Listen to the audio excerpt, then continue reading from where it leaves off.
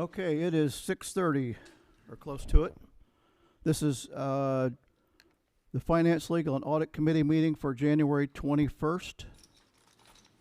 Roll call, please. Anderson. Here. Berrigree. Here. Mensch. Here. Rolfs. Marcier. Here. Delar. Here. Miller. Here. Cahill. Here. Mayor. Mayor. 8 present, 1 absent. Everybody saw the treasurer's report. Are there any questions or comments? Hearing none, I make a motion that we accept the December treasurer's report. Second. Roll call, please. Berrigree. Aye. Mensch. Aye. Cahill. Aye. Miller. Aye. Delar. Aye. Marcier. Aye. Anderson. Aye. Mayor. Aye. Roll call carried. We have Fox Group that does our accounting services. We have an engagement letter for $51,000 for the new fiscal year 2025 to 2026. I'll Excuse make me, that Benny. motion. Hold on a second, Benny. Okay. Are you skipping public comment? Any public comment? I just didn't know. I just see a bunch of people and you kind of glanced Oh, over sorry. it. Is there any public comment or discussion?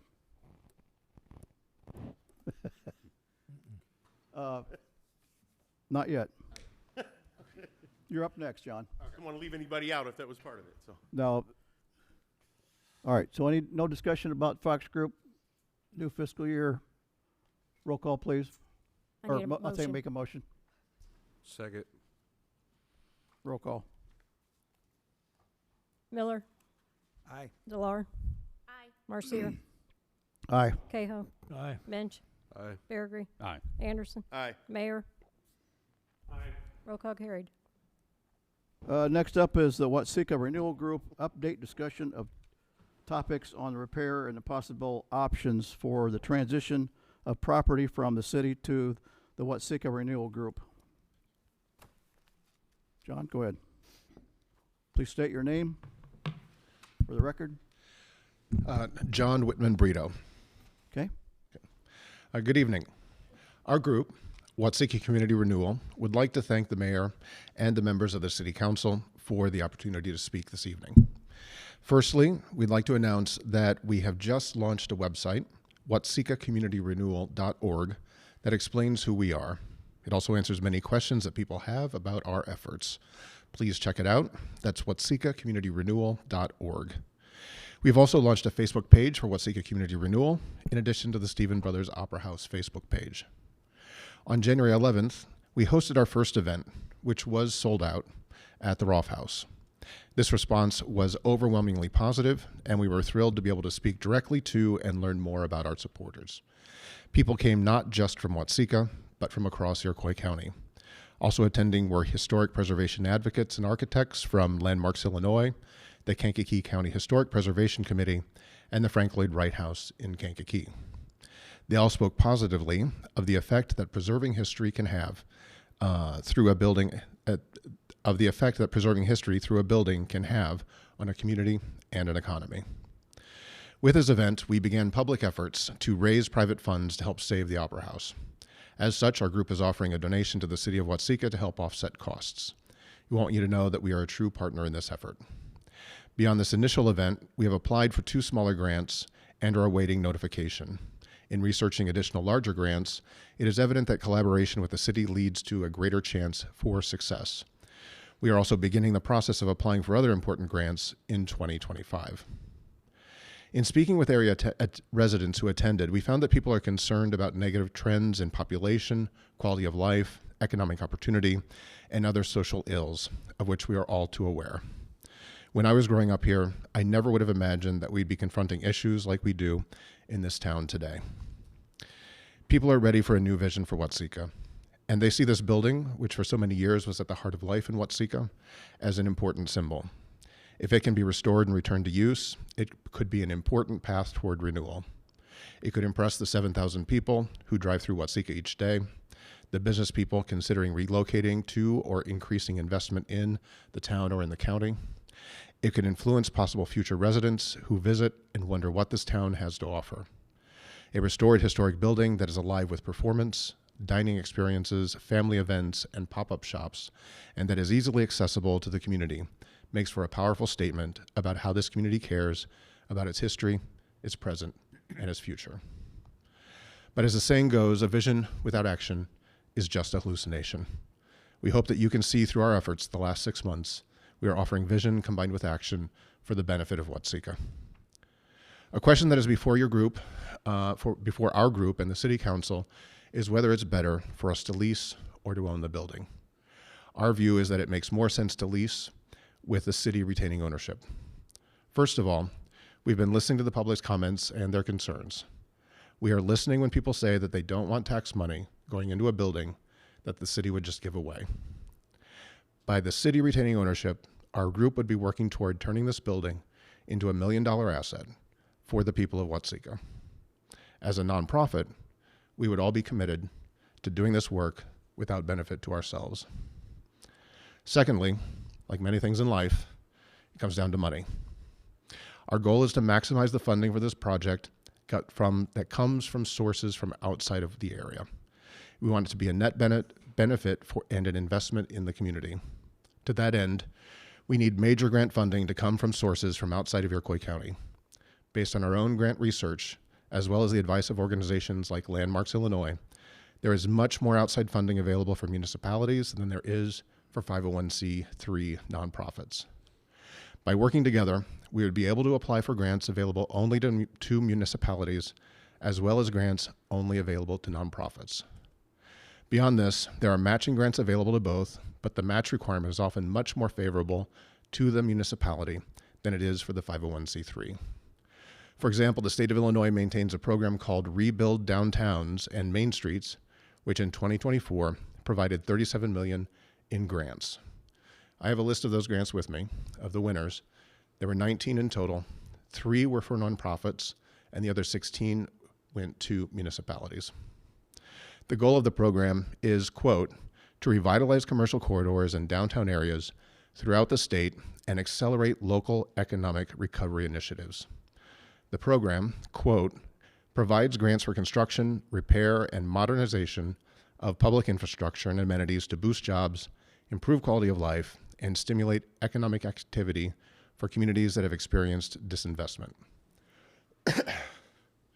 According to Landmarks Illinois, the Stephen Brothers Opera House is a perfect match to the goals of this grant, and we are working with them to apply for the next round in 2025.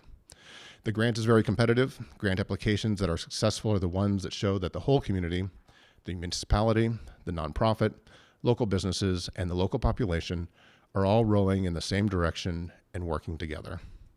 If our 501c3 is working with the city under a lease agreement, then our chances of receiving funding improve significantly.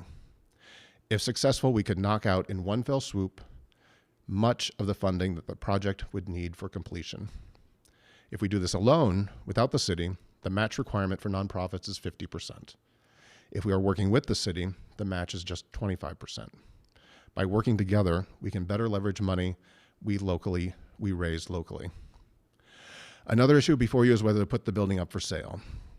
Our view is that if a buyer were to appear, the city would be entering into a territory of the unknown. However, you've had 6 months to get to know us and to get to know our group and what we're about. We have clearly and consistently stated our vision to create a space for the community that honors the history of Watsika, that serves as an architecturally significant anchor for downtown Watsika, and that serves to help revitalize the entire downtown area. We have indicated that we will be dedicated to raising the money ourselves to finance improvements to the building. We have pledged to be a good neighbor, and we have shown that we are willing to listen to and engage with all points of view and consider them when planning. Our group is made up of people who live in and are invested in this community, who have valuable experience in construction, contracting, and historic preservation, in marketing, communications, live performance, project, and business management. In short, we are serious professionals who believe we can get this job done. On the other hand, if you sell the building, the owner may or may not be from Watsika, may or may not be dedicated to the community. You would lose control. You would lose the control that you now enjoy and have less say in the building's ultimate use. What if it becomes a warehouse again? What if it gets a superficial paint job and then just sits empty? What if it becomes a tax write-off for someone looking to take a loss? What if it languishes and you have to go through code enforcement to extract any change? What if water damage gets worse and it ends up in your hands again in 2 or 3 years' time? Beyond this, if you list the building for sale, we will be hindered in continuing our work. We will not be able to apply in good faith for grants and continue with our private fundraising work.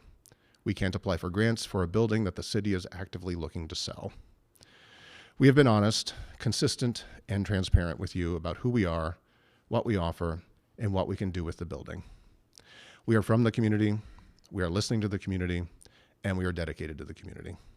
With us, you know what you're getting. This evening, we are asking the City of Watsika take action by voting down listing the building for sale, and instead vote to fund the stabilization work and enter into a lease agreement with Watsika Community Renewal. Together, we can do great work for the people of Watsika. Thank you for your time. John, let me ask you a couple questions real quick. Yep. I applaud you for what you guys have done. And I was the one Thank that you. made the effort to move forward to gift you guys the building. And I'm still willing to stand there. And I hear what you're saying about a lease agreement. You're still leaving the liability sitting solely on the shoulders of the taxpayers.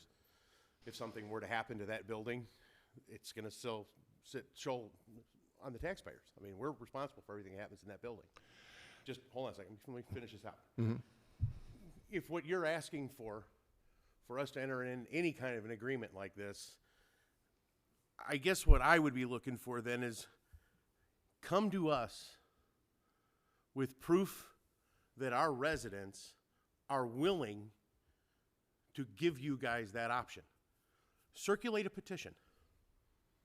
Circulate a petition amongst the residents of Watsika and bring us pages of signatures for those that are in favor of your project. You can stand up there all you want and say that these people are all part of it, but these are the only people that show up. Now, granted, we don't have a lot of opposition that shows up, but also there's not a lot of skin in the game there. These are people that are just taxpayers that have trust in us.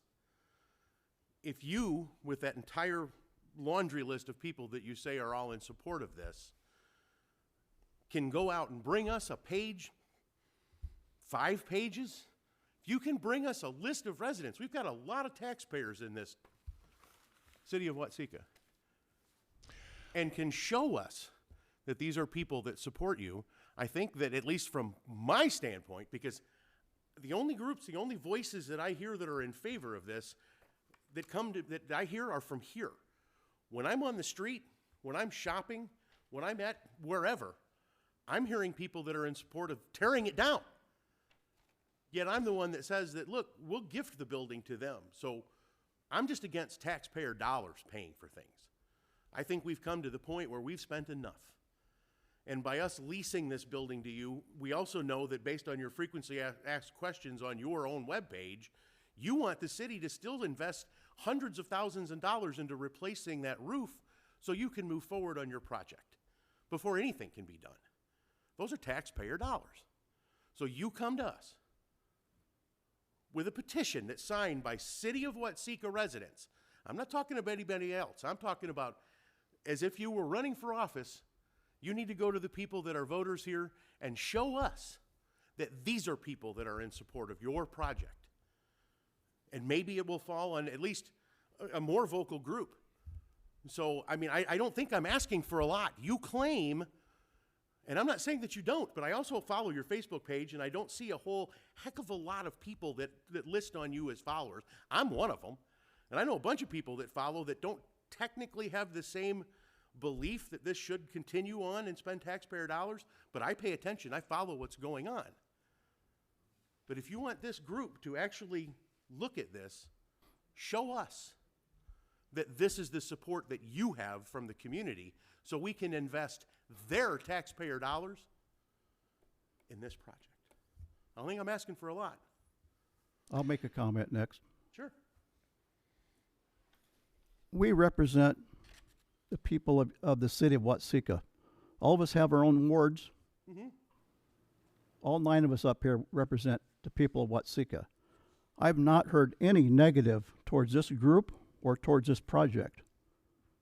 I'm totally on the opposite end of you, of course. To tear this building down, it's gonna cost twice as much money. Not suggesting tearing it down, Benny. I have never suggested. No, because he's going to interject that in and put the negative. I have never once said that we need to tear it down. I've said that I need to say that we want to not spend taxpayer dollars. Can you hear him? No, No. Wish he was here, but I know he can't be, so. but he would not defend you if you If were that was the speaking and case, Benny yeah. was, yeah, but that's okay. We understand. That's all I'm saying is let Benny finish his point. Keep Don't going. interrupt. Keep going, Benny. Thank you. My point is that an example would be the old courthouse on Cherry Street. That's a 99-year lease to the Iroquois County Historical Society and Iroquois County Museum. What would happen if that place would not have gotten a lease entered into that? It would probably end up getting tore down. I will say this much, that both the depot and the historical museum both did it on their own without taxpayer dollars when they wanted to get the depot moved and take care of that museum. The taxpayers were not said, hey, we want to use your dollars. They did it on their own.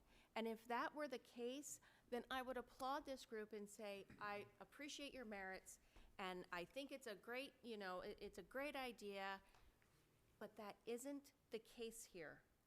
You're talking apples to oranges in that, because the taxpayers were not expected to pay for that. And I can bring in people who are part of the depot's committee who could stand here and attest to that, because I've spoken with them. So, the other thing too, and this is a question, if we continue to own the building, does all the work that needs done, does that have to be at prevailing wage? Because we own the building as a municipality. That's Our it. understanding is that taxpayer money from the county went into the old courthouse. I will check. I'm sorry. What was that, John? Our understanding within Watsa Community Renewal is that the county put in taxpayer money when it was going through the initial phases of saving that building. I So, think you're right. I think Jenny's right with the depot. I don't think it's, I think it is close apples to apples with the Iroquois County Museum. and I think from our group's perspective, we're trying to get through the riskiest part of it, which is to get the building stabilized, and asking the city to participate in that portion of it, and then we take it from there. And that's going to be a heavy lift on our part from there. I think we've really given a lot of the taxpayer dollars to already. I mean, looking at our Public Works Department, who has been performing all kinds of work in that building, fully knowing that it's not an endeavor that the city is looking to continue to put into the building, but an actual independent group, non-for-profit, but still an individual group, yet we're still spending taxpayer dollars on, labor and dumpsters and whatever else that we're utilizing, unless you're paying for the dumpsters. I don't know that fact, but I would presume that Public Works is paying for all the dumpster use. That's not cheap. The labor is not cheap. So, and whether or not it's taking away from our taxpayers, doing infrastructure or taking preventative maintenance on our machinery, doing inventory, things that can be done in the winter, but we're putting it towards something that isn't even going to be a city project, if you will. I think we're still investing way more tax dollars, and now you're wanting more. And I can tell you, Benny, that the word out there that I'm hearing, and I'm surprised that nobody else on this council is hearing, they are not happy with it. When I go to Casey's, when I'm at work, when I'm anywhere in town, I'm getting negative feedback about this. So Some of this funding that talking about for this stabilization of this roof, the majority of this funding, we have multiple funding revenue lines in the budget. We have some funds that can come from the alcohol tax and from the hotel motel tax. that's not taxpayer dollars that can help pay for the stabilization of this building. It's not all coming from taxpayer dollars, which is a false statement. Do our And- taxpayers not pay tax on the alcohol that they buy? That's a voluntary tax. It might be, but So is video gaming, and and it might it- be. But think about if we used that money for our pension or whatever else that we were supposed to be paying off. We or if already have used the- it towards other again. we already have that money accounted for the police pension we're and for far and for ahead. downtown projects like this is a perfect example for downtown. Okay, so let me throw this in and see where we're at on this. So we had, I don't know, was it a year ago or so that Jody Schubert and Craig Massey and his wife and all came in and they said, you know, we've got buildings downtown and our roofs are just terrible. They're just terrible. What can the city do for us? Okay, now I get this. This is a city-owned building now. All right. Shame on us, but whatever. We said to them, because we couldn't do it for everybody downtown, that we couldn't do just for one. Now, again, we've got a group here who is willing to take over the building. Correct. Okay, then, again, why are we not allowing them? So there's not going. We did what they asked. We provided a solution to keep that roof from any further damage by putting in $13,000 cover to keep it from getting any further damages. I will make a note while you brought that up. That temporary roof that you said is that both of you have said that it's paid by taxpayer dollars. That is not taxpayer dollars. It is hotel motel tax that is paid by people that stay in our hotels and our motels. Okay. So that is a false statement in Facebook by chance. Can I ask you a question about that, Benny? Can that hotel, is that hotel motel tax, the alcohol tax, the gambling tax, can that money be used for any purpose within the city? Or does it have to be? Does it have to be specifically for things along these lines? Because if it can be used in any way, then all you're doing is borrowing from Peter to pay Paul. Out of one fund to another, it's all taxpayer so I dollars. can probably answer on that. The taxes mentioned, again, they're taxes of choice, but they are earmarked. They're not actually levied, so earmark means that, you know, even on the gambling tax, that could be changed from going in to pay 100% into the pension, and we can change that to something else. The alcohol tax is the same, and also the hotel motel.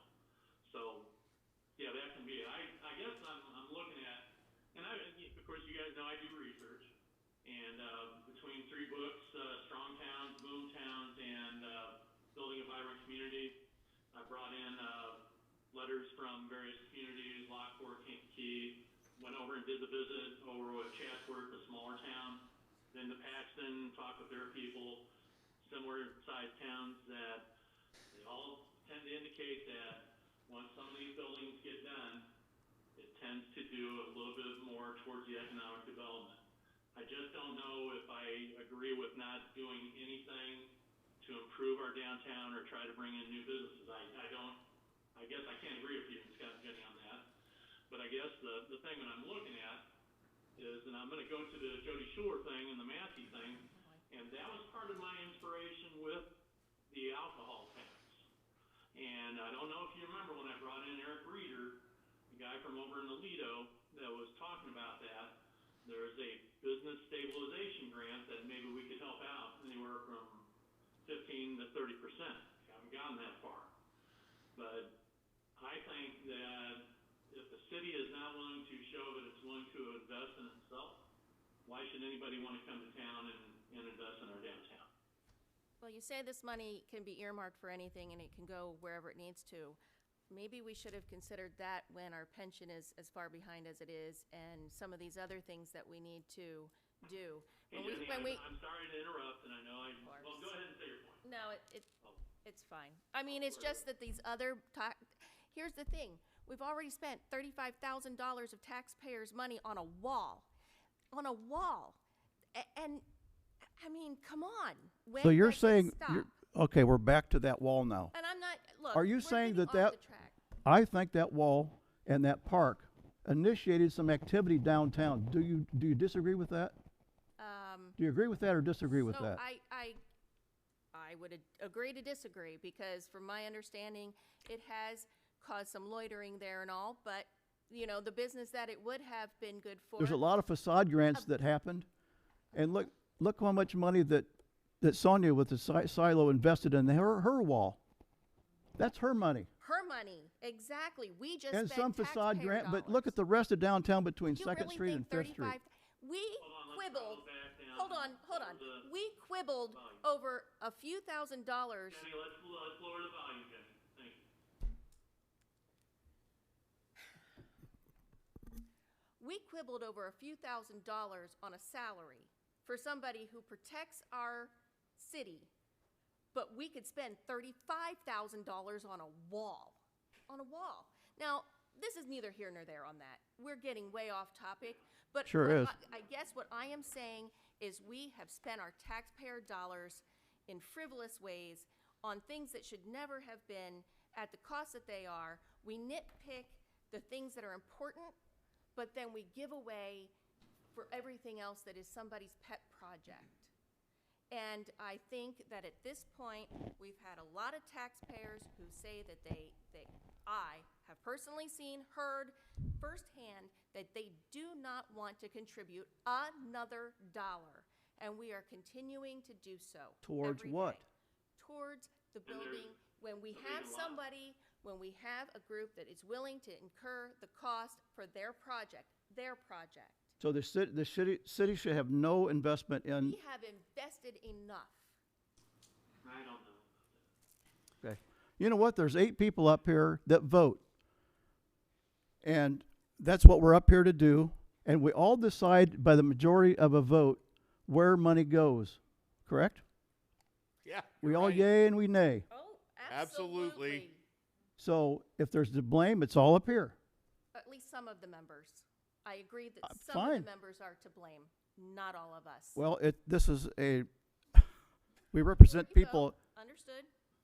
Yeah, you understand, all right. Finish up this so that we can move on to other matters.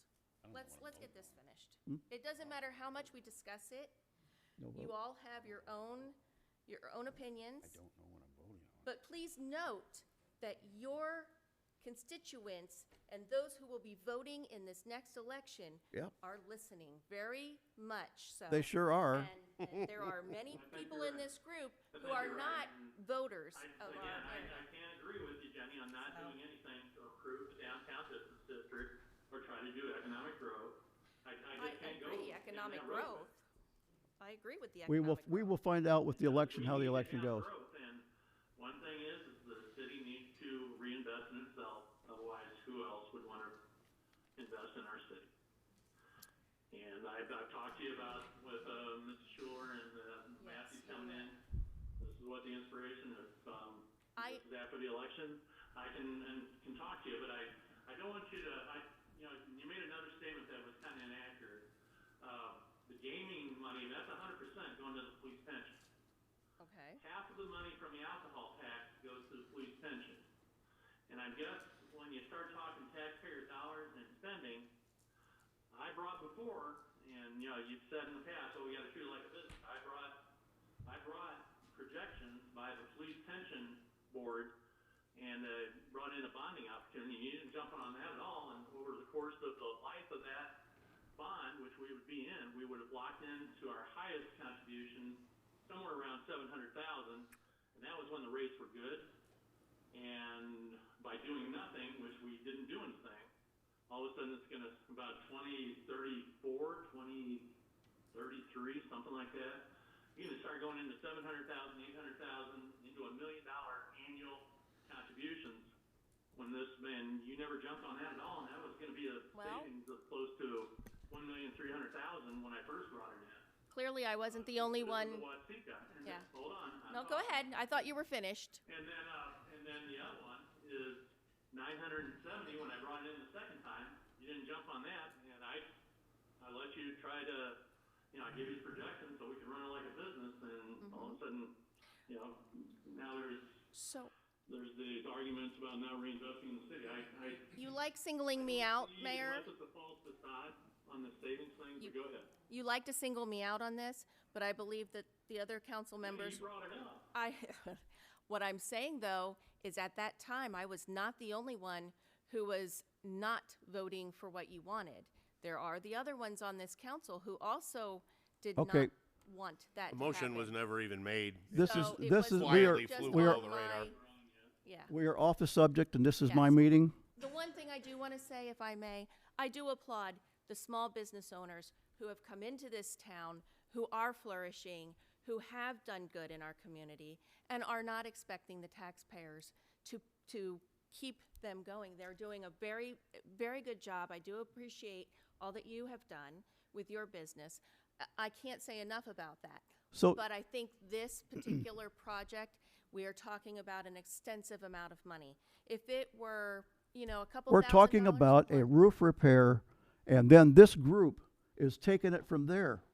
I understand. The majority of the money is not coming from Watsika. Benny, can I ask you a question before we go any further? Do we have any information back from the Carlisle Group on what we've paid them $22,000 to present to us? Okay, so the RFPs have gone out, and they've called 4 of them, the people that they've worked for before, and then they had a document review in which 2 other contractors came. So there is interest, but it's still open at this point, and we're waiting to hear. So that wasn't able to be brought to a meeting to explain before the stuff was just released to go out?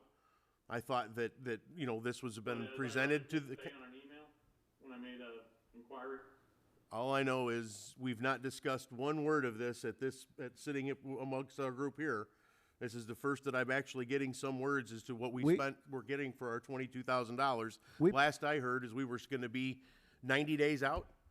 So We paid Carlisle to produce an RFP, which they did. why was it not presented to us? The RFP is out. Well, should it not have gone through us to review before we released it? We voted on this. And No, we're we gonna didn't. Continue on with the RFP process. Right, and then shouldn't the RFP been brought to this council before it got sent out?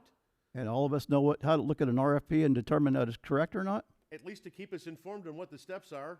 All of a sudden now. That's this what is we being paid done. Carlisle for. But I have been telling you the steps. No, Todd. nobody has. I've asked the question. All I keep being told is it's so many months out, whatever. No, I'm getting your question today. I don't know what you're trying to make of it. But I've Okay. informed you as much and told status. So we have no idea yet at all. Not even a clue of how much this is actually going to cost. They have cold called 4 contractors that they work with that are going to get the documents. And then they had a document review in which 2 other contractors came. So it could be a potential of 6, it could be a potential 1, and maybe nobody answers. I don't know. But So before we can even move forward on any of this, I have presented information on what's going on with this part. So, I mean, as far as whether you're listening to me or tuning me out, I don't know, but I have done that. I guess I'd request to see it in the minutes if I'm missing it, but that's all right. But regardless, we can't move forward on anything that what the group is asking us for until we know what these dollar amounts are going to be. How can you expect this? That was an argument of a month or 2 ago when somebody said, well, we got to put this on the market. We don't know. I think I was the one that said it. How can we do that when we haven't heard back from the RFP? And I told you the status. That was one of the times. Was that a month ago or 2 months ago? Right, and the direction from the city attorney at that point was all of our properties that need to go on sale potentially need to be listed as surplus in an ordinance. And I have that next on the agenda so we can follow through with what was your request of Jenny and I and what was the advice of our city attorney. And so that's the next line item on the agenda. Go ahead and move on to the next. Oh, no, we can't. We Art, still have speakers so- in front of us. Before we move on, I'd like to say something.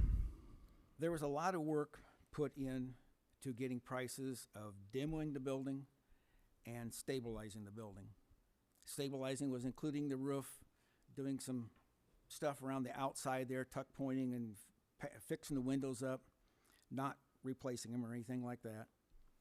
And all the figures we have, when we sat down and compiled them together, the demolition was going to cost twice what we would spend for stabilizing. I don't We- agree with it. we were in the neighborhood of 400,000 one way and 200 the other way. So I don't know where your argument is coming at that we're foolishly spending taxpayers' money. We're trying to actually go the cheaper route and then let them take over from there. But they're not asking to take over from there. They're asking to still lease the building. So Is the that city bad? still owns it. Well, They're asking to lease so they can get better grants and stuff. Okay, go ahead, sorry. Is I that still would bad? rather, well, again, I mean, they're trying to save us money. They're by bringing more money in with better grants and options if we're still involved in it. right. And we can't compare those numbers until we get it back from this RFP. So, Do you really see a disadvantage to doing a public-private partnership to make our downtown look better, Scott? Is that a? All I'm saying is until we get some actual hardcore numbers on both sides, so we can share it with anybody, we shouldn't be entering into any kind of an agreement other than listing it as surplus and leaving it the way it is. Everybody keeps saying it's not gonna fall down, then what difference does it make? We've paid $13,000 to stop further damage from occurring inside the building. So if that takes place, then we're right where they need to be. the difference is the Watsika Renewal Group needs a direction. They need to know what, if the city wants to stay involved or not.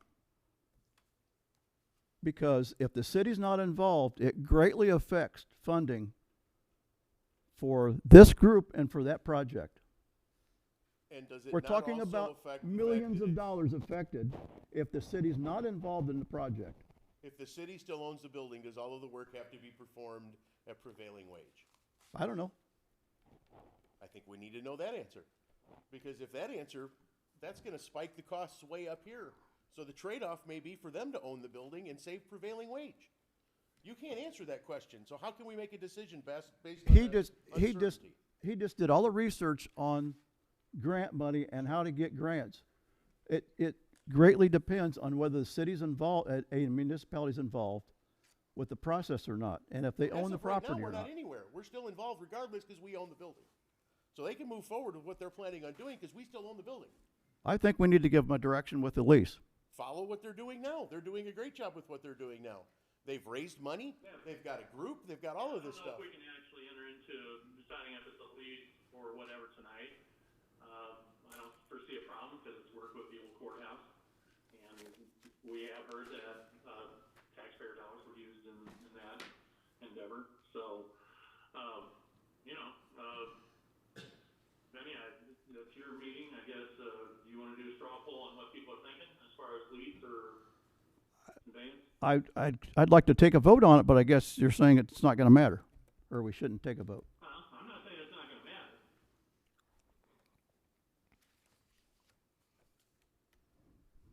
I haven't heard a motion. I'll make a motion that the city enters into a 99-year lease with the Watsika Renewal Group. You're talking difference between a county building and a city building too. Both governmental buildings, yeah, there is I a get it. similarity though. I get it. It's different when the county is paying for it. So John, versus you're not just a willing to go city. out and try to circulate a petition to show us how much faith the city has? Are you Well- willing to undertake that? I personally have gone through every Facebook post that we have posted, everything that's been shared. I've looked at all likes, I've looked at all comments, and I've added up and made lists, and other people in our group can confirm this. I have made lists of everyone who supports us online through Facebook, because that's the best gauge I have. And there are hundreds of people who support this project. Then bring it to us in the form of a And- signature on a petition that supports you. And Well, Scott, can I ask you, on the referendum you were gonna do you have your petition still? I made the offer to both We did. groups, and their group turned it down. They said they weren't interested in it.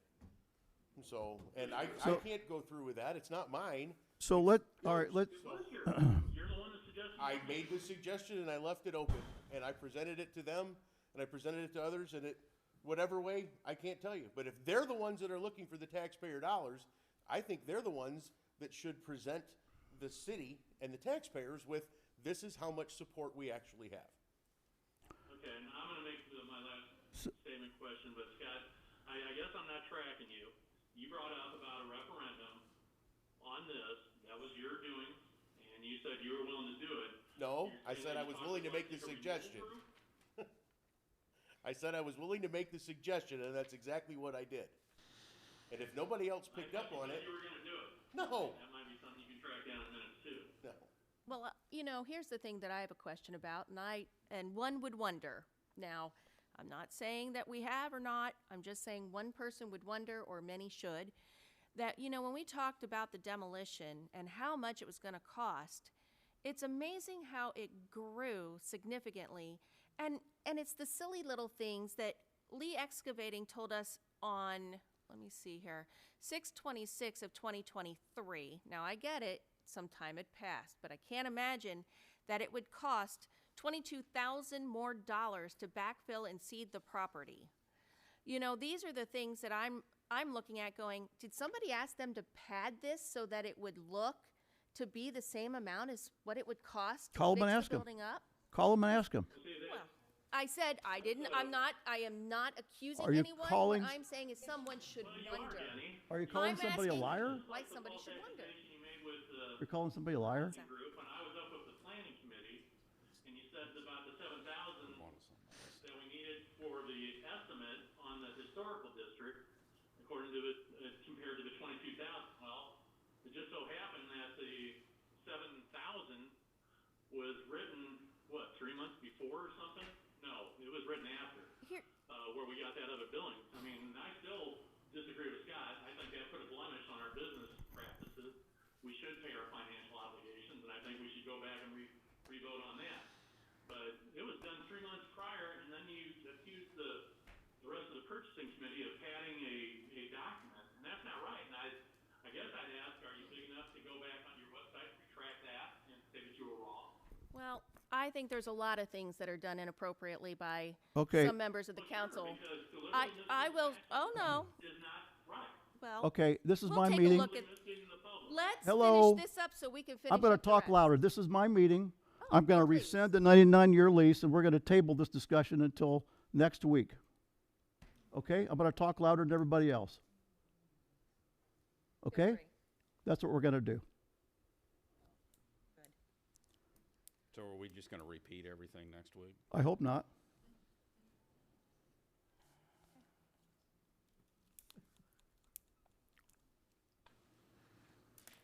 All right, the next line is the property discussion. Are we done with that, John, or not? What's the rest of the motion? With the three Back up on my computer. the 3 lots and the Penny's property. That was not my item, so Okay? That was my item because John gave the direction to Jenny and I to follow through on what would have been the sale of surplus properties when they were improperly listed, the 3 properties across from Dale Strau's office. And at the direction of the city attorney, who told us that the proper procedure is we first have to pass an ordinance listing all properties as surplus in the form of an ordinance. And I requested that ordinance be drawn up and presented to us tonight. And I saw the email that Kathy received from the city attorney who said all of a sudden now that process is incorrect, but our minutes reflect that it is. And so I'm looking to have this ordinance drawn up and presented to us next Tuesday so we can list these properties as surplus. That does not mean anything. That doesn't mean anything at all. That doesn't mean that this can be sold, it can be done, anything. That decision still has to be made. But before anything can be done, and I believe including entering into a lease agreement, we have to have it listed as a surplus property. Because anything that's done according to what our city attorney stated, it has to be in an ordinance form. So right now, the 4 properties that we currently own, that we tried to sell 3 of, we need to have listed in an ordinance to be listed as surplus properties. So, we actually got 5. We got out there by the stop sign. well, if that's the case, then add it to the list. Any surplus properties that we have the ability to sell, to give away, to lease, to do whatever, need to be listed in the form of an ordinance according to our city attorney. And I hope that that can be drawn up and presented to us next Tuesday so we can adopt that ordinance to allow for any of this to take place. Do you have Joe's numbers? I sent the email to Kathy. Kathy communicated with her. She showed me an email today from him. And so that communication has taken place already. That was last week that I made that request. If you can, get Joe's number to Scott, and that way, Scott, why don't you follow up a phone call to Joe, too, please? Well, I don't think I need to waste taxpayer dollars on a phone call an attorney that we're gonna be billed for when he already has this information in his hand. So he has responded to the email, so Okay, he can just go forward with that. He should, Kathy, will you direct Joe to draw up this ordinance and present it to us for Yes. next? And will you make sure it's on the agenda for the full city council to approve the ordinance as written? Yep. Thank you. okay, that it, Scott? Now you can go ahead and do that, Kathy. Yeah, I'll take care of it tomorrow. Scott, you good? That's all I needed for that. Jenny? Fine. Okay, next is transfers. We need to transfer $103,000 from the general fund 1-10-8,000 into the liability fund 8-10-9,000. I'll make that motion. Second. Roll call. Anderson, Aye. Mercier, Aye. Delar, Aye. Miller, Aye. Cahill, Mensch, Aye. Beargree, Aye. Mayor. Uh, Roll call carried. Last transfer is 35,000 from the general fund 1-10-8,000 into 9-10-9,000. I'll make that motion. Second. Roll call. Beargree, Aye. Mensch, Aye. Cahill, Aye. Miller, Aye. Delar, Aye. Mercier, Aye. Anderson, Aye. Mayor. Aye. Roll call carried. Okay, next item is any budget discussions, financial discussions. Anybody? Scott, Jenny, Don, Scott, Brandon, No. Dennis? Okay.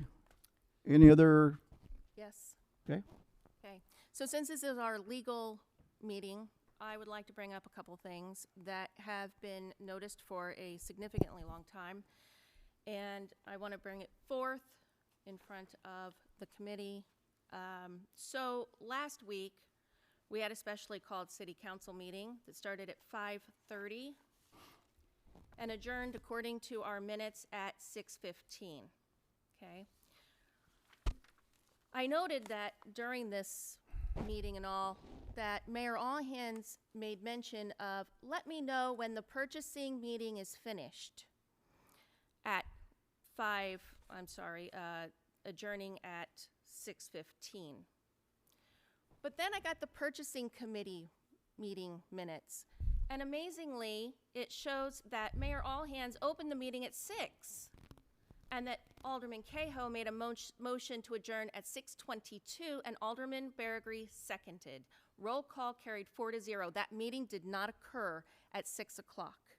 That meeting was held illegally outside of the Open Meetings Act, which it does regularly, that not all members were present, and that the co-chairman, which is mayoral candidate Benny Marcier, co-chairs that particular committee.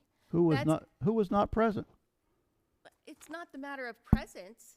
It's the matter that the meeting was posted, that it would be held at 6 o'clock. That never happened. We falsified documentation here saying that, and amazingly, it says absent Mayor Allhands and Alderman Rolfs. But right there it says Mayor Allhands opened the meeting at 6 o'clock. We were still in the specially called meeting. These documents are falsified, okay? On 9/24, so when Mayor Allhands says that I am directing people or miscommunicating, let me tell you, I have it in hand, Mayor, thank you, that on 9/24, there was a purchasing committee meeting at 6 p.m. Now, if you look at the minutes, and I do have the records here, of the purchasing committee, it says it met at 9/24 at 6 p.m. Committee members in attendance were Allhands, Beargree, Cahill, Marcier, and Rolfs. The meeting was adjourned at 6:30. That was the same night that I sat here waiting to start our meeting and noted that Mayor Allhands was in a planning commission meeting at the exact same time that he was supposed to be present for a purchasing committee meeting. Are we paid for 2 meetings at that time when you're only present for one? just questioning. Again, we have another meeting. I'm sorry, give me just a moment here. Let me get my paperwork. On September 10th, I'm not done. September 10th, 2024 at 6 p.m. These particular meeting minutes say that present were Alderman Cahoe, Marcier, and Baragry. That again is mayoral candidate and co-chairman Benny Marcier, who signed this piece of paper. But on this minutes, it says that only the members that were in attendance were Marcier and Baragry. And I can tell you that I know that Alderman Cahoe was not there because, oh, I'm sorry, not on that one. But he did miss the purchasing committee meeting, and you signed the POs during the City of Watsika Natural Hazard Mitigation Plan Yearly Maintenance Subcommittee Meeting, Public Safety Committee Meeting, and Code Enforcement Meeting night. He was sitting there, and we have it on video, that he was not in attendance of this meeting, which is, again, not in quorum and illegal. So we continue, oh, wait a minute, and on the 7/18 meeting video, when Alderman Cahoe told me to go look in a mirror and talk to myself, I haven't forgotten. At the end of that meeting, I brought up all the illegal meetings that have been had behind closed doors, not open to the public, when their coats are sat behind here and they're behind a locked door. So if you all wonder why I question the integrity of this council and our mayoral candidate, this is why. This is why I question on behalf of the taxpayers what's going on with this council. This is why I wanted to be elected. Not because I wanted to cause trouble, but because there's a lot of illegal practices that are going on that I do believe that the Attorney General's office needs to know about. Now, I understand that we have some of our councilmen who have decided not to be reelected, which I can understand maybe why. But for all those who are on the purchasing committee, including Alderwoman Rolfs, mayoral candidate, and Alderman Benny Marcier, Dennis Cahoe, Brandon, I'm sorry to lump you in with them, and our current Mayor Allhands. These are the documents that are proof that we don't do things legally. So when I ask if we've padded or had someone pad some paperwork, that is why I ask. So I'm sorry that I speak very loudly, Benny. I'm sorry that I am vocally very loud, and same with Scott. So, you know, I can't help that I talk loudly, but these are the things that I question. Illegal, don't follow Robert's rules of order. Thank you, order.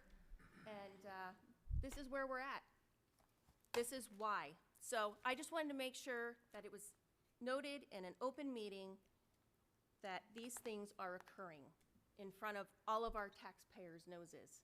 They don't know it, though. So that was all I had for legal. I'm finished. We can adjourn if you like. Unless you want to defend some of this, I would be glad to see that. If you, what do you think we're doing? Illegal besides the timing part of it. Are we disapproving? Are you serious? Are you serious? You're violating the Open Meetings Act. We're We here. violate the. You're not here. The meeting is set for 6 o'clock. I'll be damned if all of you, and pardon my language, that all of you are at that table going, roll call, meeting adjourned, second motion, this and that. You sit around, you BS about stuff. Somebody walks in a little late, they sit down, they come in, they go. They might not be here, but they're getting paid for a meeting that they're not attending. Oh, but maybe they show up an hour earlier or an hour later. That's not in quorum. That is illegal. And this has been going on, I don't know how long, but at least in the last 4 years, I can name a dozen or more that I've been present, passed by that conference room and seen just a few people signing here and there.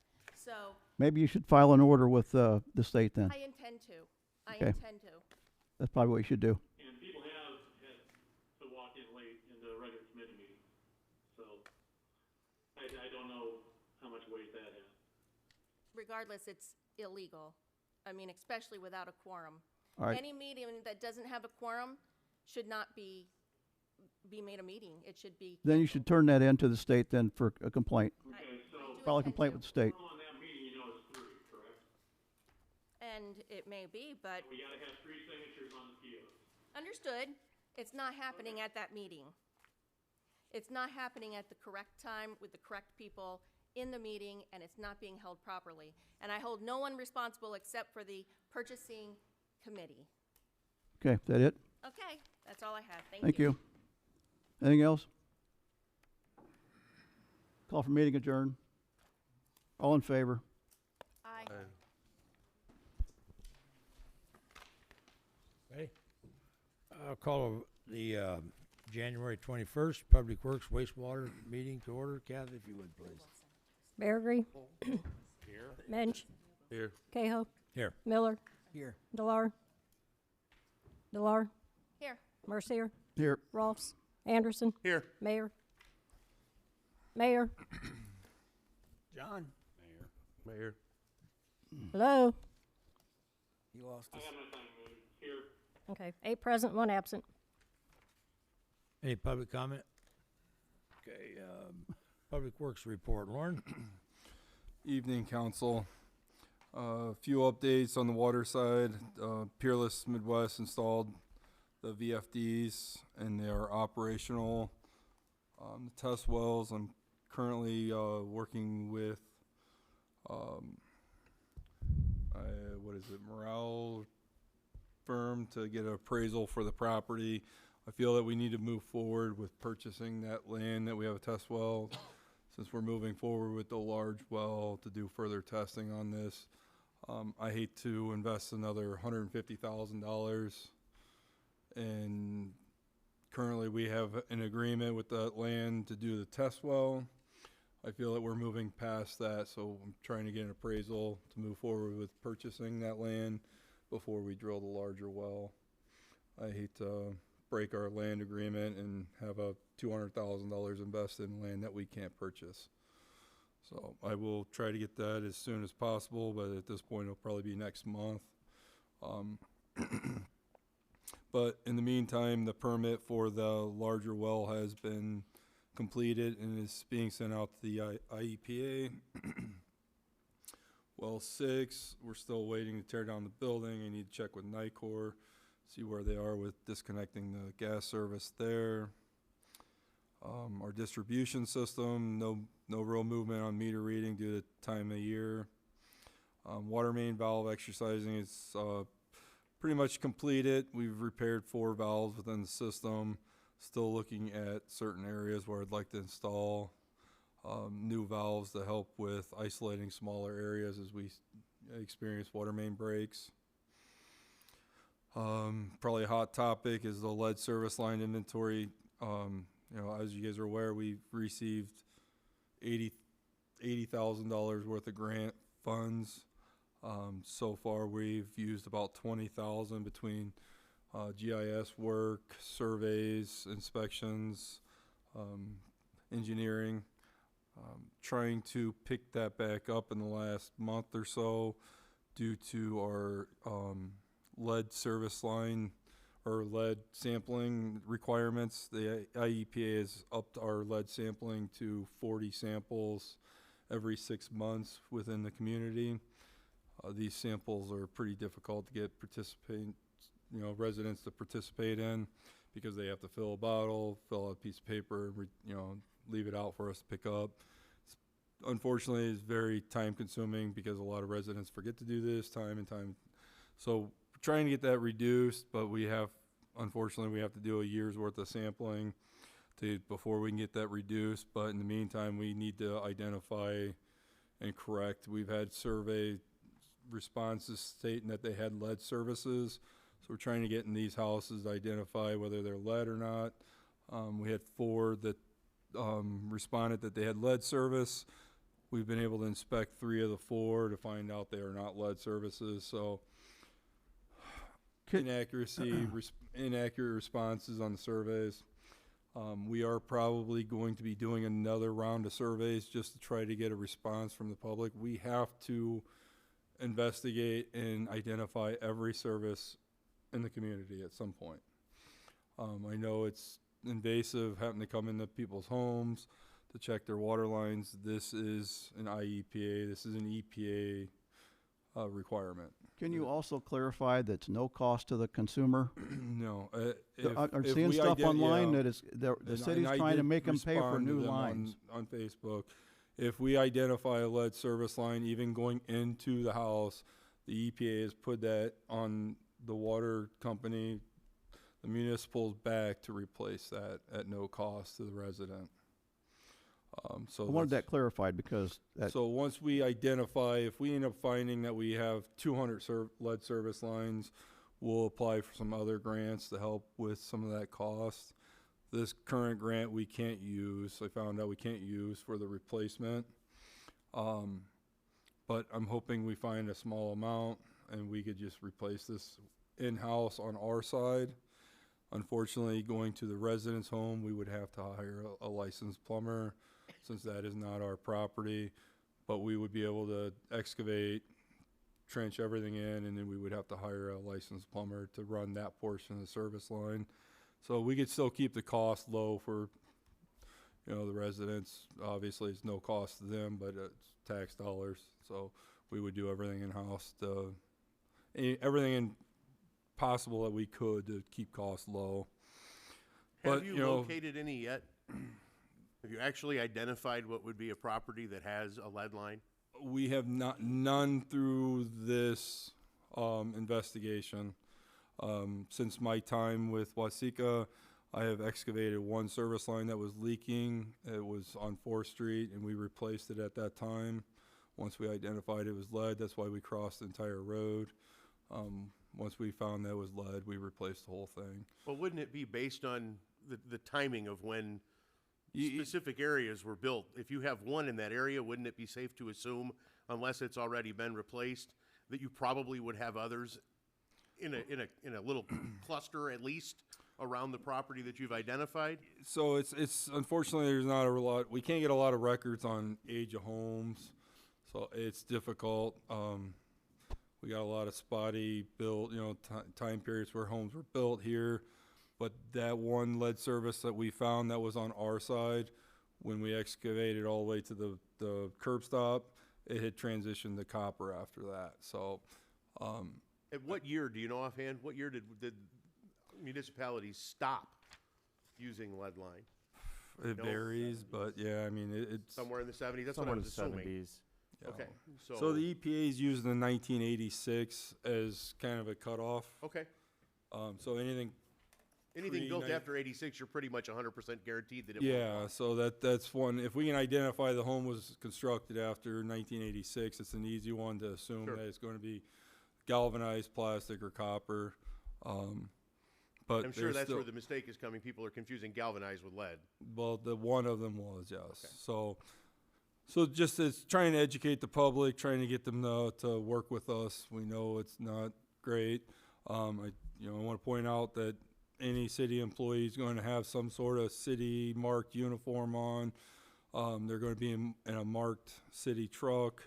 So again, when in doubt, they should be calling City Hall immediately, or even the police department. I know people like to go to social media. That's the wrong place to get the correct information. If you have somebody coming to your house and you're in question, I would assume the police department's the smarter option to reach out to. But so I definitely need the council's help in educating your wards on this is what we're doing and this is a requirement by the IEPA. We don't want to do it any more than they want us to do it, but this is a requirement. In the long run, this is the right thing to do to remove lead services for the safety of the residents. So Well, I'll make the recommendation again that you present an actual press release to our media sources, reach out to our media partners, maybe even express the interest of being interviewed on one of our radio stations, giving definitive information out so it can be published in the papers And you can always follow that up with giving an exact copy of that on the Facebook pages. But these are the ways that we really need to make sure that the voice is heard. So, I mean, I get that, and we'll do a press release, and we'll do more releases, social media, whatever it takes. This has been discussed numerous times. It's been put out there numerous times. Unfortunately, there was a gap, and I think people have kind of forgotten it. I think they realized after thinking about it a little bit more, I'd seen comments about, hey, I did get a survey, I ignored it, things like that. So we're going to keep pressing forward with that. We will get a press release out there here and soon, because we are going to have to go out and excavate curb stops in everybody's yards, because we have to identify our portion of the service line as well. So this is pretty invasive. But I just want to make sure that everybody's aware here in the council, to where you can educate the ward as well.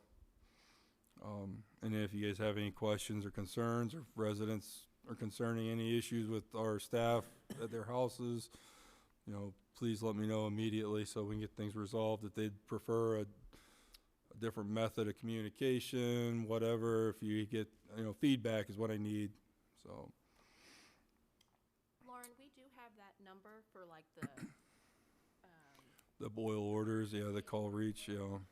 maybe that wouldn't be a bad idea to put that out there Yeah, as we you're can, going along. Just, it's right there in their face, and everybody knows that that's a legitimate number yeah, for the city. that's a good idea. We'll utilize that service as well. Because you know, the last thing I want to do is concern residents that people are trying to scam them. You know, unfortunately, in this day and age, I get it. There's a lot of scams out there, and we don't want people feeling uncomfortable, especially with city employees around. So, next one here, the grant for the water main extension on Elm Street. I'll let Keith jump in on that. We did receive something, but Yeah, the EPA reached out, and that EPA program has two components. One is a low-interest loan. Another one is principal forgiveness, where they actually don't require you to pay all the money back. The EPA reached out to me. Like last year, there is funding available for the low-interest loan, but they don't have money for the principal forgiveness at this time. So they're looking for a letter from the city on letterhead stating whether or not you guys are willing to move ahead without debt forgiveness. It doesn't sound like that would be available at this time. so we received that last year as well, and we decided to hold off, hoping to get the debt forgiveness as well. So that's back on the council as far as if we want to. I think we got one more year. I think there's 2 more years, so you'd have this year and next year for the chance of getting it. The debt forgiveness or even the low-interest loan is all based on how many projects apply. There were a lot of water plant projects this year, and those tend to be higher on the EPA's priority list because that's a source for a town rather than just an upgrade with mains or whatnot. So it just depends year to year. So I mean, we can put this out another year in hopes of getting a debt forgiveness. I mean, you're never going to get 100%, but you know, if we were able to get, you know, even a 50% debt forgiveness and a low interest loan on the difference would be great. Unfortunately, there's no guarantee, so it's. Yeah, I know we are looking at a big project over on Belmont for 2025. So we already have a lot of funds going out for that. I personally feel that we should hold off one more year to try to get the debt forgiveness as well. What would be the interest on that low-interest loan? just a little bit north of 1%. It's less than 1.5 from what I remember, but I want to say it was closer to 1.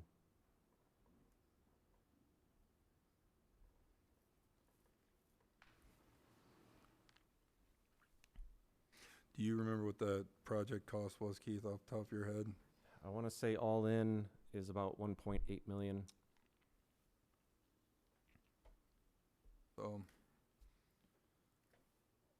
It'd be nice to receive a little assistance and a grant on this project being a large water main project. So again, that is the council's decision on how to move forward, but I think we need to make a decision so we can get a letter sent out one way or the other.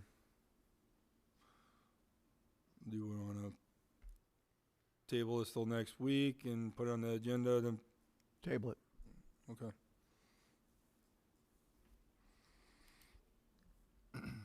Yeah, let's at least do that.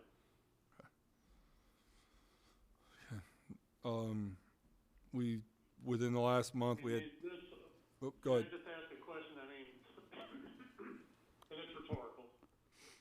But we know the cost of this thing's not gonna go down anymore, right? And we don't know if the forgiveness is ever coming back. In the event that forgiveness does come back, will we, if we go ahead and sign up now, would we be considered for some kind of forgiveness late? What I would, To answer that question, I'm sorry, I missed it. no, that's a good question. What I would say is if you guys want to send a letter to the EPA that the principal forgiveness would be a requirement to do this project this year, I would put that in the letter and state it. Just so you guys, again, each year it's just based on how many projects are in there. If we had 2 years ago the score we had this year, you would have had the principal forgiveness. So you're just always been right below it. It just depends on the project. So, but if principal forgiveness is something that you want, I would put that in the letter to the EPA, and then if by some chance that they do have it available, you'd get it. And if that is a requirement and they don't have it, We can state it that way, you think, and so we'll say, yeah, we're interested in the low interest loan. Contingent that, I mean, can we do this with the state or whoever this is, on the basis that we want to be highly considered for debt forgiveness? yeah, should it come about? the lady said that the letter should state whichever preference you have. If you're okay with just the low interest loan, or if you would prefer to have the debt forgiveness as part of it. So she stated that the letter should indicate what your intention is either way. Okay, well, I'm good with stating that we'd like to have that debt forgiveness in there.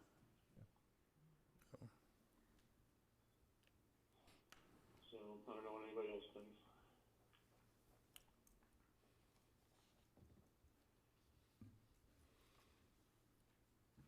Well, if it's not Okay. gonna cost us anything up front, we have the ability to gain this as a benefit, I say go ahead with the letter, is what John just said.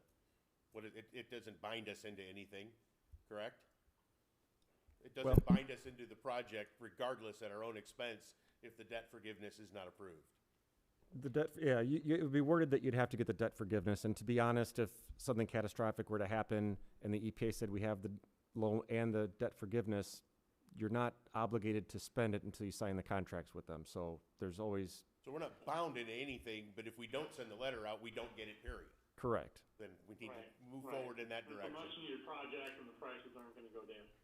We need to move forward. Yeah, I in that mean, direction. if I just want to make sure that we weren't wanting to move forward with just a low interest loan, so it doesn't sound like anybody's interested No, I in think that. we gotta have the debt forgiveness. So do we want to just? And we can't do the project on our own. So, I don't know, Dennis, you wanna take a You can straw look at poll, that. or- Why can't we do it on our own? Kathy put it on the, We can look at it. I mean, you're still talking. A lot of material. It's, I mean, it's a lot. I mean, Materials and labor. we can break that down and get a better idea of what it's going to cost us, material, labor. Even if we'd only do part of it, not all of Elm Street, maybe just do part of it. Yeah, we can start sectioning some of these bigger projects up. Do it on our own. Instead of getting low interest loan in and just, Now with the low interest loan, we can utilize our own staff, correct? Or does that still have to be? I don't know if I've ever, I'll have to check on that and won't the see. EPA approve this if we do it on our own? Well, let us confirm that. Let me 'cause confirm that. It's not, a lot of towns don't do their own utility work like that. You guys have a very qualified team that, they put the water main in behind the building here. A lot of towns won't touch that, so, I don't know if it's come up. I'll have to ask. Okay. It's worth the ask. I think in the meantime, we want to move forward the letter. And then we can look at cost breakdowns and see what we can do. Is it enough time for you to bring that to us next week, what your guesstimates are to do it in-house? Or do you need more time to figure that out? Because if you can bring that to us, we can table this until next week. based on what you're gonna tell us to do it in-house. Are you gonna be able to get an answer from the EPA on that? Yeah, well, let's table it till next week. Yeah, that way you can, do you think you'll have enough time? to Yeah, give I us was a gonna say, let's rough table it estimate? so we aren't putting together a letter for no reason. 'Cause- That'll work. And then and I like that idea of breaking it into chunks too. If we can do it in-house and break it into pieces, if this falls through, at least we have a backup plan. Yeah, we need to move forward with some of these projects, so it's, and unfortunately, we don't have, just $2 million to continue to add to big projects on top of big projects, because we're already looking at almost $1 million one on Belmont, so. Okay, we'll table till next week, we'll get some numbers and get an answer on what we can do and what we can't do. Water main breaks, we've had 3 in the last month. Unfortunately, 2 required shutdowns. Had to issue boil orders due to those. One was because of a shed that was built or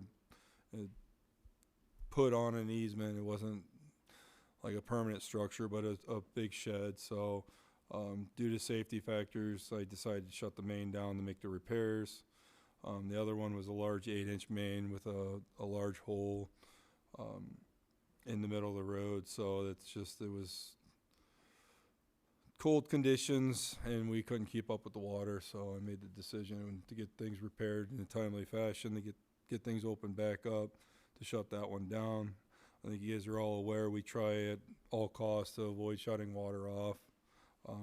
But sometimes it's just needed. We apologize to the residents here for the inconvenience and hope they bear with us.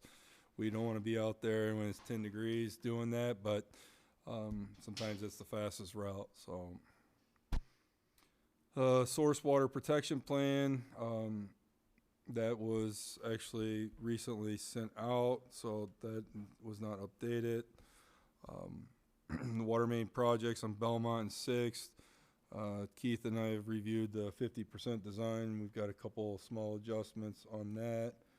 I'm hoping they get that out to bid by the end of this month still. I think we're on track. Permits got signed today. It'll be getting sent out as well. So that project's moving along. Wastewater treatment plant, still waiting for the EPA's response on our permit renewal. Sludge transfer drying beds, we've received the valves and we've installed 4 of those so far. So continue to make improvements at the wastewater treatment plant. Sanitary and storm sewer projects, the Locust Street project that's completed, minus the asphalt patching on West Locust needs to be taken care of still. That won't happen till spring. The 602 East Lincoln manhole project was completed last month. Have not had to do any jettings, haven't received any complaints from those homeowners, so hopefully making some improvements over there and satisfying some residents. Unfortunately, we weren't able to complete the catch basin projects due to the deep freeze we've recently seen. Once the weather breaks here in a few weeks, we'll pick that back up and get that completed. The majority of them were done, but we still have a few left over on the west side. GIS mapping, it continues to improve. It's nice just even reviewing our water main projects to being able to pull up an electronic map to verify what's out there, what we've actually have touched and exercised is showing its wealth. It's for sure. It's valuable. The Parks Oslet grant, as you guys are all aware, we received what was it, about $600,000 grant for that. We do have some things to discuss and make some decisions on, I believe. As you guys are all aware, that was a 50% split. We're responsible for 50% of the projects. Robinson's engineering estimates was about $1.2 million for the splash pad, Amphitheater, pickleball courts, the conversion of that concrete pad, sand volleyball, and then an outdoor fitness station. And we did receive a grant on top of this for the outdoor equipment. Was that 40 or 50? 50,000. Oh, so with that being said, we've discussed previously that the city employees would, Public Works would try to do certain items in-house in order to offset that 50% match on our part. Such as run water mains, even doing the sand volleyball court ourselves, using the grant to purchase supplies as far as the materials. We've got some breakdowns here. I don't know if Keith, you want to go over the costs and breakdowns, and then we've got 2 years to use this grant, so I think we need to make some decisions to move forward with designing, ordering materials. The amphitheater, I'm assuming, is probably a 2-month lead time. So I mean, Might be longer. You're yeah, probably, for some of the equipment for the splash pad and the amphitheater, you're probably out 3 months is my guess, 12 weeks, give or take, on lead. But I didn't bring the breakdown. I got it. Thanks. I got you, Keith. Thanks. So with the pickleball courts, the concrete out there would have to be patched and grouted and sealed. It's just deteriorated over time, not a big deal. And then fencing around it with netting. So we're looking at about $60,000 for the pickleball courts. The outdoor fitness court, all in, is about $200,000. The city, when we were going through the application, it's something that the city could probably have installed the equipment to save some cost, but the companies that they use to do this are the ones that do it all around the country. So it's just one of those. It's probably better to have the guys that put 50 of them together a year do it than not. The sand volleyball, again, this is something we talked the city could probably handle over about $75,000. That's for the construction of it, fencing around the perimeter, the nets, all the amenities on site. Splash pad is around $416,000. It's going to require a water main to get service to the splash pad, and it would also require a storm sewer drain to go back into the pond.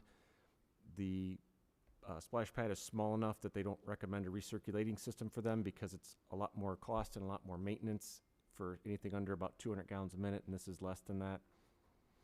Amphitheater, we had $172,000. We didn't have a final one picked out yet. It just depends what you want. If you want one with bathrooms, for example, it might cost more. I looked at a couple of jobs we've done and came up with this estimate, and I don't believe those included bathrooms. And then sidewalks, other trail amenities, just to connect all these different features. I put in there about $60,000 for kind of a placeholder. I think I have a question. Yes. Did I recall that we don't have to do all these projects at one time? You do not. You have to do all of them. They were all listed in the grant, so all of them have to be done, but you have 2 years to do it. So if you wanted to phase it, you could do that. If you want to try getting them all out for pricing at one time and say, hey, this isn't what we have budgeted, but the individual features need to be done, but you have 2 years to do it. But we have to do them. Yes. We can't just pick a couple out and say that's all we're going to do. The way that IDNR bases these grants is each of these outdoor activities provides a certain number of points, and that's how they rank and score the different applications. So when all these items were added in there, if you were to try to get one removed, the IDNR could allow that, and then they would just take off the estimate that we gave them, because we did break it out per item, and they have it in their system as well. So it's possible? It's possible to get something removed, but if it comes out, it's also possible they might say that, hey, you've lost so many points that maybe another project is now more eligible and would be funded. So, okay. And I think we put this out to the public enough and got enough feedback and comments that a lot of these amenities were things that our citizens wanted. So I think we all agreed that, these were ideal things to provide to the public. It's just a matter of how much and when we want to do it. Or if we want to move forward, period. We have a $600,000 grant. If we let it sit idle, we're gonna lose it. So I don't know if this is what we can do is we can get this breakdown to everybody for next week, Kathy. And then I think next week,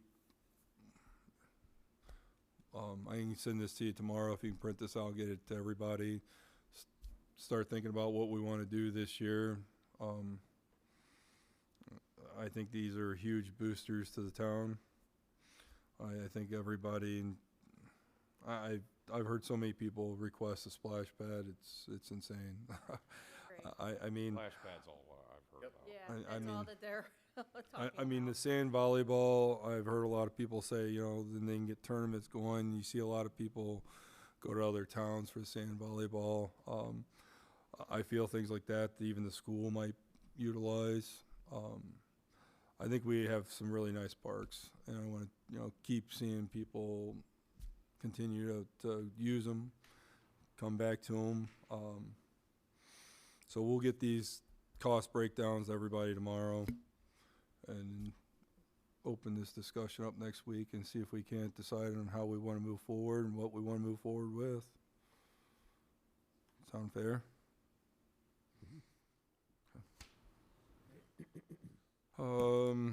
Streets, still working on the no parking on the east side of Fairman. I got no complaints from anybody. Just need to get an ordinance changed. To be honest with you, with the holidays, You said that, Fairman, is that correct? or from Fairman to Coney, sorry, On Fifth then? on Fifth, yeah. So with the holidays, that's kind of fallen off my plate. I'm leaving it on my list here to make sure I follow up with it. MFT heat and recycle project. We're hoping to have a meeting soon. I think it's actually on our calendars. I don't think they'd set it out yet. I thought, well, they put out a date. I don't think they've actually locked it in, but we're having a follow-up with their subcontractor. Hopefully we can get that fog coat reapplied in the spring, get that resolved, and get this project paid and off the books. Martin Avenue Extension, sewer main, laterals, water main services completed in service. The storm sewer is partially completed. What are we at? Probably minus the detention pond. We're 700 out of, I'd say we're about 40%, maybe a little bit better complete. So most of the storm sewer's in. There's just a few little pieces they have to complete. I don't think they did the under drain under the detention pond yet.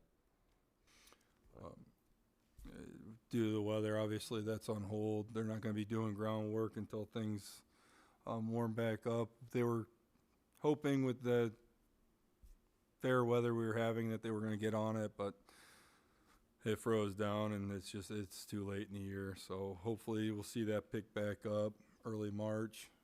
We'll see what the weather does. Road projects, the TIF 3 funds, the Martin Avenue, Belmont asphalt. I'll let Keith explain their core results and what we need to do here. So we took 10 pavement cores between Belmont and Martin Avenue just to see what we're dealing with. We had the pavement thickness, the aggregate base thickness, and then also they called an immediate bearing value. They use a probe and basically test the strength of the soil underneath the aggregate. On Belmont Avenue, we had one core that only had 2.5 inches of asphalt, but other ones had up to 5 inches. So the asphalt's a decent thickness. The problem is the aggregate base is anywhere from 2 to 2.5 inches thick. On a new road, it would be 10 inches. And the IBV, the immediate bearing values, were as low as 2.9. Anything under 8, IDOT recommends subgrade stabilization. So there's two options for Belmont. One is just we don't mill anything more than 1.25 inches and put back 1.5 inches. The reason we're putting back more is the asphalt is supposed to be 1/4 inch above the edge of the gutter, and over the years the curbs either rise or the asphalt tends to settle, so they're butting up to each other now. If we take out any more than 1.25 inches, we're concerned that weak base is going to come into play and we could have some more rutting and more repairs. With the values of the aggregate and the subsoil, I mean, it is a candidate for reconstruction, but the 1.25 inch mill and 1.5 inch overlay is doable with that. Martin Avenue actually has a very strong sub base. The aggregate thickness for the most part is pretty decent. but the asphalt is thinner than what the original plans called for. So, again, if we do, it'd be an 1.25 inch, 1.5 inch overlay at the most. The estimates of cost are right in about where we had them to start with, at about 180 on Martin and about 130 on Belmont. So the second option on Martin, because it does get down to only 2 inches of asphalt, if we mill out 1.25 inches, we're gonna see rutting and some patching. That's already factored into my cost estimate. The other option is to take all the asphalt off of Martin Avenue and then pave 3 3/4 inches of asphalt on it. That would use up the money that you were gonna use on Martin and Belmont. You'd only get the one road, so it wouldn't have Belmont completed. So basically, the two options are, do you do a thicker pavement on Martin Avenue so that it is another 20-some plus year road? Do you wanna just do the 1.25 inch on both of them? So the first option was 180,000. The second option on Martin's 307. Yeah. So it's a considerable increase to go that extra Basically, 2.25 inches mill. The asphalt, the mill is part of the cost. The big part of it is just the asphalt you're putting down, you know, Material. 1.5 inch, 1.75 inches more than, you're more than doubling the asphalt on it. I know by asking for the figures now will be totally different once the Martin Avenue construction is complete. But as of right now, Belmont sees a significant amount more traffic than Martin does. But once the Martin construction is complete and it goes all the way through, do you expect those numbers to level out, or do you see Belmont always seeing a much higher, because it goes out of town. People use that, come in and out of town all the time. Personally, I think Belmont is still gonna have a higher, because a lot of the people that are going to school are still coming down Belmont. Correct. Well, that's why I was asking it in the form of that question, because I didn't want to just say that it's gonna, but the Martin connection will bring more traffic. Oh, yeah. through I Martin think Avenue. you're going to see a big relief to Belmont. Sure, but is it enough to say It's that not we gonna be we can't 50-50, not yeah. do, because otherwise we're just gonna end up doing Belmont later on down the line. Yeah, I was just giving you the options because Sure. with the pavement cores done, you know, Belmont's base is a lot less than what we would think, so I'm just We're offering gonna you the get options. 20 years of service out of the Martin by dropping the Belmont this year. Belmont's gonna get worse over time, and by the time we get to that, we're gonna be incurring the same higher expense, because we're gonna have to do far more work and possibly even reconstruction if we don't take the opportunity now to do the smaller amount and split the two. Yeah, the mill and overlay on Belmont is definitely gonna extend the life, you know, 10 to 15 years or more. Right. know, This is all versus- still funded through TIF, right? Yes. Yeah. So why don't we just use it? We already said we're gonna use all the TIF money, right? We don't, we're, once with the water main original project. costs and the water main projects, On. our TIF funds are spent. Okay. So if we want to do the additional milling and overlay on Martin, you're looking at $127,000 that we're gonna have to pull from other funds to contribute to this. Whether we use MFT or general funds, I mean, but without doing the deeper mill and the more asphalt, you run the risk of more patching, which could inflate the 180,000 anyways. I know you have some patching in here, Keith, but, It just depends. So to do the thicker asphalt on Martin Avenue, the road out there right now it's over 20 years old. So if you do an 1.5 inch mill and overlay, let's say you get 10 to 15 years out of it. If you do the thicker overlay, you're gonna get another 20 to 25 years out of it. So, but if you don't do something with Belmont now, again, you're gonna get 10 to 15 years out of it now. I recommend doing both. Yes. I would say It's that just as we have well. to decide if we want to pull 127,000 out of other funds to do the deeper mill and overlay, or do we want to just stick with the 1.25 inch mill, an 1.5 inch overlay on Martin, and run the risk that you may see a breakdown on that road after 10 years. Keith? There's no guarantees, unfortunately. And we use the motor fuel tax on that? Does Belmont Is that an qualify authorized for- road? It is, we would have to just do a resolution and it would then go through IDOT for their process. Does, is Belmont similar to what A Street and 10th Street was? Oh, yeah. Whatever type of funding that was? Oh, the STU. Oh, that was the STU money.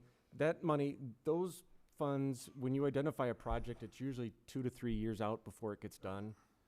There are only certain routes that are designated for that. Things that goes out in the country and everything like I don't some of the know. other I don't streets. think Belmont is an STU eligible road. Doesn't an STU eligible road have to make contact with the state highway in one way, shape, or form? No, it does not. Oh, okay. They were identified when the city first set these Oh, routes I'm up, thinking of a different one then. and Is that what they used to call rural access roads? there's the state has all kinds of acronyms for their different road designations. This is surface transportation urban designated routes, STU. Good thought. I would think that going to connect out of town would qualify for something else. Well, like Second Street is, but I don't Focus. remember Belmont being one. Can you look into it and see, or? Yeah. I Oh, don't yeah. know, but what it'd take to do, but. Let's see, Keith. I think it. You already got it pulled up. The pink is right. 'Cause that's it right here. You hung up on him, huh? That's Belmont. Okay, Belmont is an STU eligible is. route. Is that something we should look at maybe, or? Well, again, you're out 2 or 3 years, so The thing is, Roll the dice. the state prefers to not, so when we did 8th Street, that was, again, more of a mill and overlay, similar to what you're doing with your MFT money. The state prefers their STU funds to be used on more of a reconstruction. With the thickness of the aggregate and how weak the subbase is, the state may not allow something like that. They might require you to reconstruct. Now, Oh, so in other words, we may be bound into putting in Just gonna try. twice as much into this, because we're gonna have to go all the way down and redo there is a good substructure. possibility of that. And with 8th Street, we got lucky because the project came in more and we were going to use more MFT money. Sure. Other projects on the state docket fell through, so the state actually funded 80% of that whole project. So that was a nice help Kind to of the lucked city. into that one. But my suggestion is I agree with Lauren, we need to split this project into both of those. Take It's the just- little smaller bite out of both and take care of both of them and see what happens in 10 or 15 years. But I think that if we dump all that money into Martin, we may really be behind the 8 ball on Belmont. I agree. I don't want to not You're right. touch Belmont. I think we have Both to. of these are gonna become pretty heavily traveled roads. I mean, people are already saying how they wanna use this. Oh, no, I definitely can see them using Martin. I can, but I still also see how much is used on Belmont. So, That path to Belmont is just terrible. it is. I think the question really is do we want to put more funds and do option 2 on Martin, or do we want to stay with the original 1.25 inch mill and 1.5 inch overlay and just handle patching where needed and know that we probably aren't going to see a 20-year lifespan out of that road. So, I mean, I'm good with split. I'm good with that. I think that's our best option. just stick with the original project is what you guys are saying, or? Oh, okay. We just need direction on which way to go. Staffing still currently down 3 employees. I'm gonna be ramping back up here in the near future on,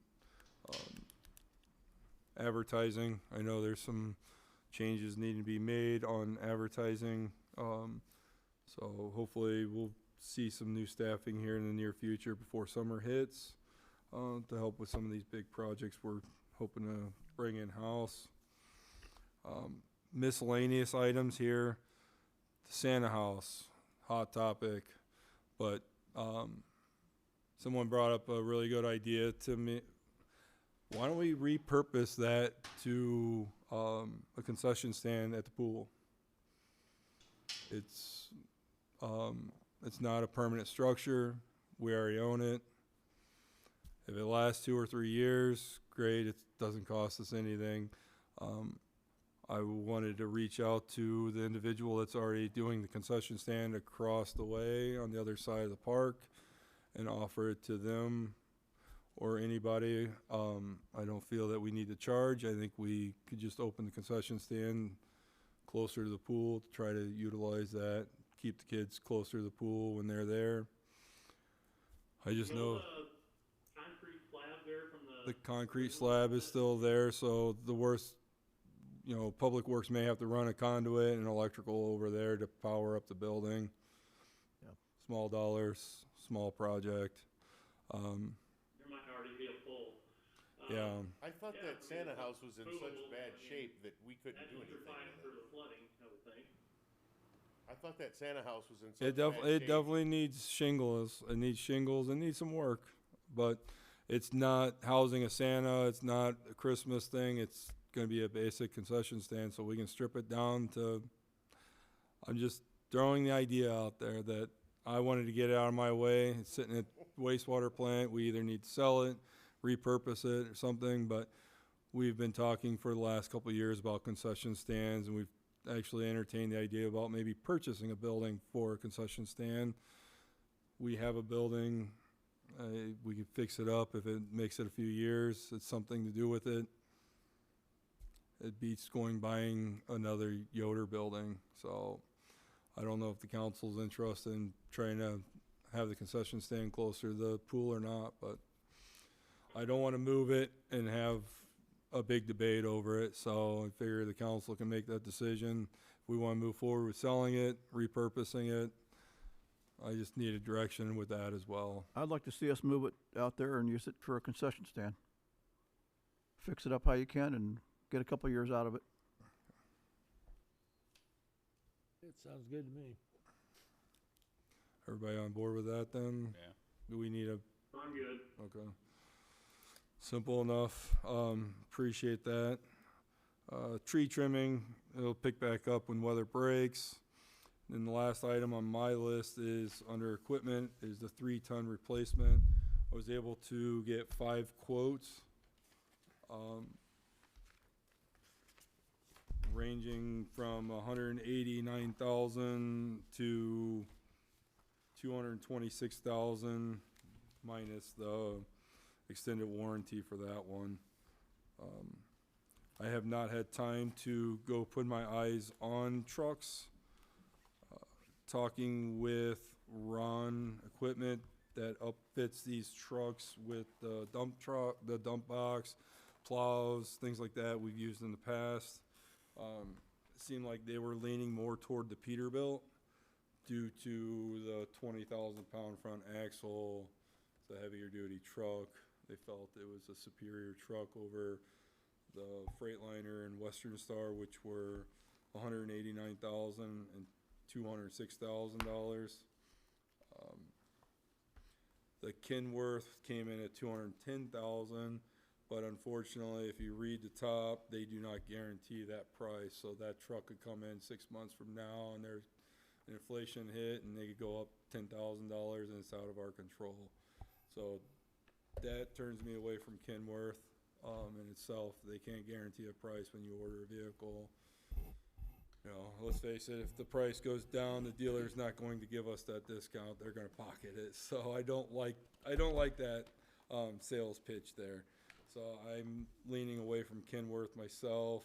Mac is on the high end on the price wise, so I kind of leaned away from that.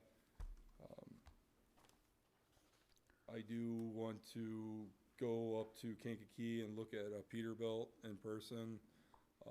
And that's the other reason I'm kind of leaning toward Peterbilt. That is the closest dealer to Watsika as far as if we need warranty work, major service work. It's 35 minutes away versus an hour to 2 hours. Some of these are around Springfield, Bloomington, things like that. Unfortunately, that is the closest, so it might be ideal for service work in the future. I don't expect a decision tonight, obviously, but I wanted to get you guys numbers as I promised. I'd like to put it on the agenda next week to make a decision on moving forward one way or the other. And these prices all do include the stainless steel dump box, the plow, removing the spreader, the salt spreader from the old truck and mounting it, all the strobe lights, completely outfitted. What we would do is we purchase the truck from whichever dealer we go with. They send the truck to Ron, they outfit it, they send it back to the dealer. We purchase everything in one shot at the dealership instead of buying it, shipping it over here, paying these guys makes a one-stop shop. So that's why you'll see the Ron equipment quote for the accessories built into every one of them. And you So- are going to look at the Peterbilt. Yeah, I want to look at the Peterbilt this week and make sure that that's what they claim it to be. And So, just for the record, this is replacing what? this is replacing the 2001 International 3-ton dump truck. 24-year-old truck. Yeah, that's A lot of maintenance. it's an all steel bed. It's been rusting for quite some time. Unfortunately, the frame is swelling. It's rubbing the leaf springs. We continue to put money in it. We've limped it along long enough. I feel we're just putting bad money after good money, or good money after bad money, however you want to say that. I think we've got our use out of it. And then once we get the new truck, we would move that truck along to an auction, a government auction of some sort, Morris, Ritchie Brothers or something, auction it off. We would obviously get legal advice and do what we need to do there to do that appropriately. But the dealerships weren't real interested in taking it in on trade, and you would probably almost get scrap value out of it, where I feel if you send it off to auction, you're probably going to get $10,000 or $15,000 back out of it. So, you guys all have the quotes. I will get a little more feedback for you next week, and we'll put it on the agenda. Okay. Keith, do you have any other This Peterbilt, updates? Warren, is they got one in stock at, No, every truck's gotta be built, ordered and built. No more driving it off the lot. No, well, I mean, unfortunately, they need the extended front frame, things like that for the plow, so this type of truck is pretty rare to just be So sitting just around. thinking if you have some kind of catastrophic, repair that needs to be made, and we gotta tow it, I'd rather tow it to Kankakee than Springfield.